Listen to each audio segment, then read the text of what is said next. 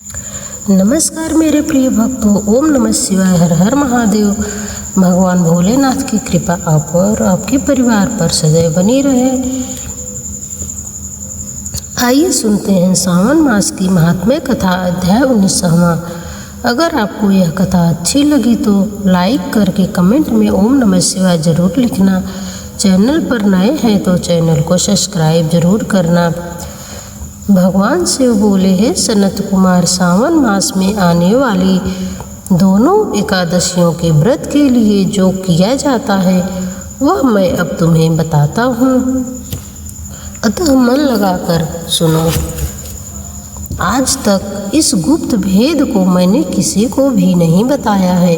यह व्रत अति उत्तम, पुण्यदायी, पाप के ताप को हरने वाला, प्राणियों को मनोवांछित फल देने वाला और इस मास में किए गए सारे दुष्कर्म इस व्रत के प्रभाव से नष्ट हो जाते हैं। हे पुत्र, दशमी को नित्य कर्म से निवृत्त हो, स्नान कर व गुरुजनों का आशीर्वाद लेकर वेद ज्ञाताओं, पुराण वेदांतों और जितेंद्रियों देवों की पूजा अर्चना कर देवाधिपति भगवान विष्णु की अर्चना करें। यह वंदना 16 उपचारों से करें।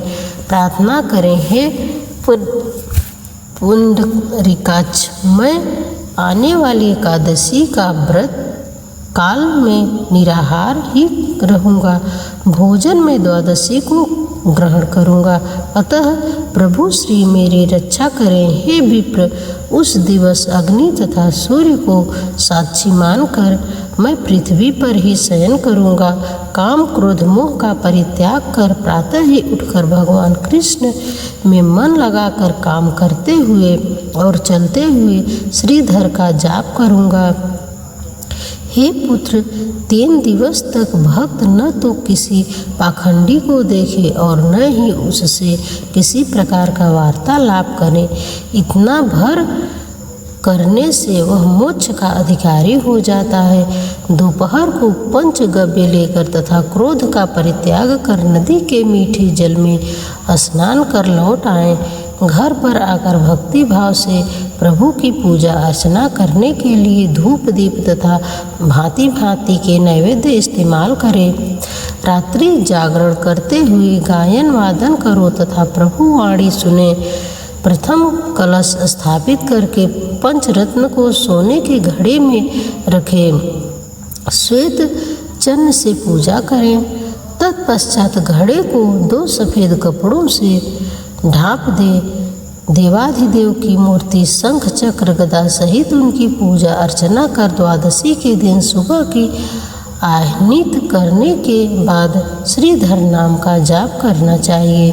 गदाधारी देवेश का पूजन करने के बाद ब्रह्मांड को स्वर्ण सहित कलश दान करें। घड़ा देते समय यह उच्चारण करें, हे भगवान श्रीधर महाराज, आप प्रसन्न होकर मुझे श्री लक्ष्मी पति बना दे। ऐसा बोलकर जगतपति श्रीधर भगवान का पूजन करके उत्तम और विद्वान ब्राह्मणों को भोजन दे। अपनी सामर्थ्यता अनुसार उन्हें दक्षिणा भी दे। तब घर के सेवकों को भोजन कराकर गौ को भी चारा दे। अंत में नातेदार व संबंधियों के साथ स्वयं भोजन ग्रहण करे। हे पुत्र सनत कुमार, यह तो मैंने तुम्हें शुक्ल पक्ष की एकादशी में भी व्रत का यही विधान है। शुक्ल और कृष्ण पक्ष दोनों ही एकादशी में व्रत का यही विधान है। अंतर सिर्फ नामों का है। एक शुक्ल पक्ष की और दूसरी कृष्ण पक्ष की एकादशी कहलाती है। कृष्ण पक्ष में तो लक्ष्मी प्राप्ति और भगवान जनार्दन की अर्चना करें, परंतु शुक्ल पक्ष में श्रीधर भगवान की प्रार्थना करें। हे पुत्र, मैंने तुम्हें दोनों पक्षों की एकादशियों का विधान बतलाया है। यह एक अद्वितीय और अतुलनीय व्रत कहा गया है और यह सर्वोत्तम उपासों में से एक व्रत है। मानव को इस व्रत का लाभ को गुप्त रखना चाहिए।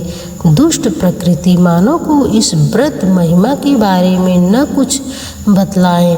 भगवान शिव बोले, हे वत्स, अब मैं द्वादशी को विष्णु के पवित्रारोपण के बारे में बतलाता हूँ। देवी का पवित्रारोपण विधान तो मैं तुम्हें बतला चुका हूँ। अब मैं तुम मुझसे दत्तचित्त होकर भगवान विष्णु के पवित्रारोपण के बारे में सुनो। मैं तुम्हें इसकी उत्तम एवं विशेष उपलब्धि कहूँगा। मैं तुम्हें यह भी बताऊँगा कि इसका अधिकारी कौन है। ब्राह्मण, क्षत्रिय, वैश्य और शूद्र आदि सभी वर्गों द्वारा श्रद्धा और भक्ति भाव से विष्णु भगवान का पवित्रारोपण करना आवश्यक है। नारियों एवं शूद्रों को केवल नाम मंत्र से ही हरि का जाप करना चाहिए। सतयुग में मणि, त्रेता युग में स्वर्ण, द्वापर में रेशमी, कलयुग में निर्माण केवल रुई से कहना चाहिए। जो सन्यासी हो गए हैं उन्हें केवल मानसिक पवित्रारोपण करना चाहिए। पवित्रों को रखने के लिए शुभ बांस पात्र और ढकने के लिए पवित्र कपड़ा ले और प्रभु के समान उच्चारण करे। सामने क्रिया के लोप के लिए इसे ढका है। हे देव, मेरा कार्य निर्विघ्न समाप्त हो। हे नाथ, मुझ पर आपकी कृपा हो। हे प्रभु, आप ही मेरी गति हैं। हे जगतपति, मैं आपको इस पवित्र द्वासरा खुश करना चाहता हूँ। हे देवाधिपति, हे देव, आज से यह 1 वर्ष तक मुझसे उपवास नाशक काम, क्रोध व अन्य दुष्कर्म न हो पाए।